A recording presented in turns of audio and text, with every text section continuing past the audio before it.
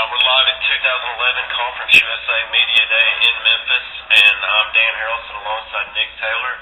And now we get to speak with Tulane's head football coach, Bob Toledo. How are you doing today, Bob? I'm doing great. How are you guys doing? Pretty well. Good, getting around, huh? Well, first off, how did you like the Memphis barbecue today? Well, I told Ryan Griffin, my quarterback, that this is the best barbecue around, boy. It is. It's awesome, the barbecue here. And of course, we didn't leave the facility, but we normally have the players go to another place. I won't mention names, I guess. Maybe I'm not supposed to. But the barbecue here is awesome. Yeah. Well, talk about the upcoming season. I guess practice starts next week or whatnot. Talk about this upcoming season, your goals and expectations with it. Well, obviously this time of the year is exciting for everybody. Everybody's undefeated, and so there's great enthusiasm, and everybody's looking forward to the start of the first game and seeing how your team really comes around. But for us, it's exciting because this is my fifth year. We've been building towards this year basically. 2 years ago I played 18 freshmen. Last year I played 20 freshmen. We only have 12 seniors on our football team. Probably only half of them will see considerable playing time. So it's a team that no longer is young. Is that good or bad?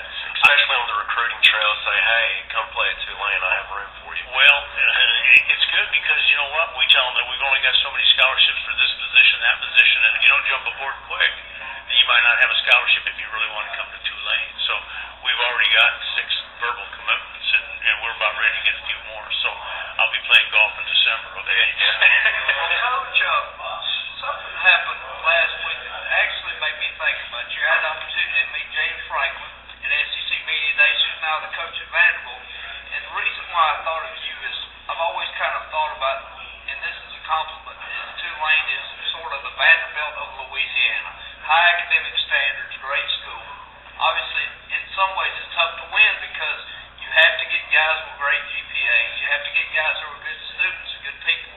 Talk about how difficult that is, and can you do what Coach Franklin obviously has attempted to do and make that academic stronghold your biggest asset as you try to pull players in who are not only great athletes but great students and great people?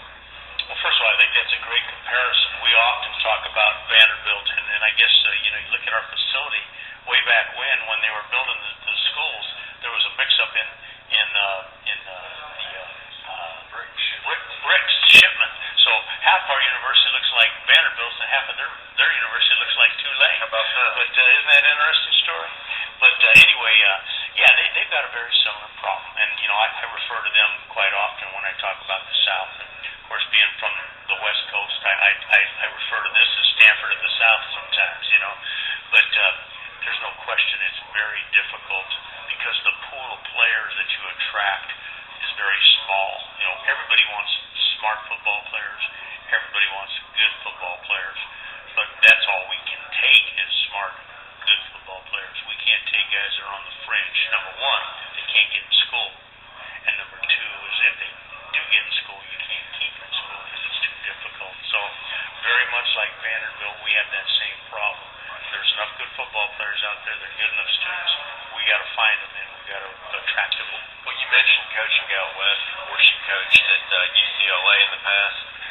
Talk about coaching in I guess then it was the Pac-10, and just coaching at the Rose Bowl, the history, the tradition, all that great stuff. And not many coaches are 2-0 against the University of Alabama. I was pretty fortunate. I lost when I was here, though, unfortunately. But yeah, we went back there, opened the season 1 year, beat them, and then we brought them back to the Rose Bowl. Were you worried after Freddie Billings returned that punt? Of course.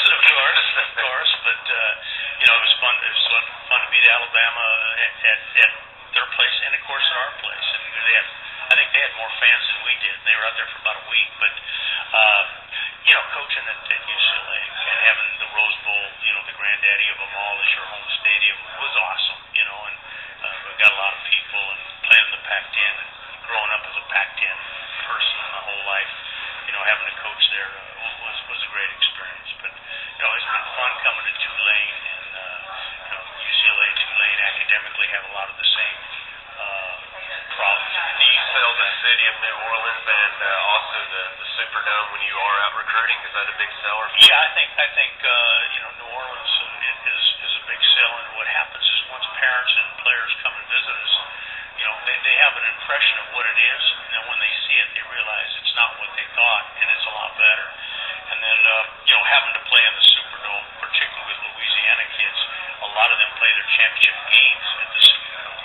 So it's kind of a neat place. That's where the Super Bowl champions play. That's where the national championships are going to be played. That's where the Super Bowl next year is going to be played. So, I mean, it's one of those things where it's a great venue and one that we enjoy playing at. Well, Coach, two-part question. You obviously did coach at UCLA as we previously stated. How do you feel in general about conference expansion and the direction college football heading in, particularly in reference to the Pac-12 and other conferences now? And then also, I mean, on top of all that, all the experiences that you've gathered, the environment seems to be different, but it seems as though you learned enough in one place. What did you learn at UCLA that you took with you to Tulane?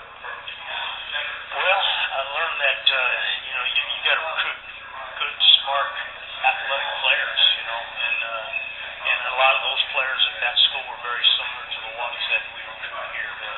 The schools are very similar academically.